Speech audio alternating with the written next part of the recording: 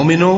جب تم نماز پڑھنے کا قصد کیا کرو تو اپنے منہ اور کوہنیوں تک ہاتھ دھو لیا کرو، اور سر کا مسح کر لیا کرو، اور ٹخنوں تک پاؤں دھو لیا کرو،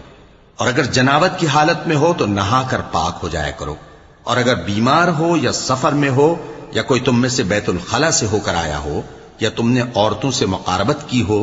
پھر تمہیں پانی نہ مل سکے تو پاک مٹی لو اور اس سے منہ اور ہاتھوں کا مسح یعنی تیمم کر لو۔ اللہ تم پر کسی طرح کی تنگی نہیں کرنا چاہتا،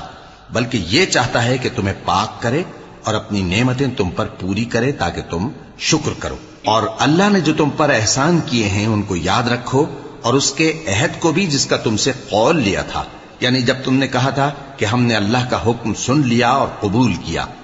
اور اللہ سے ڈرو، کچھ شک نہیں کہ اللہ دلوں کی باتوں تک سے واقف ہے۔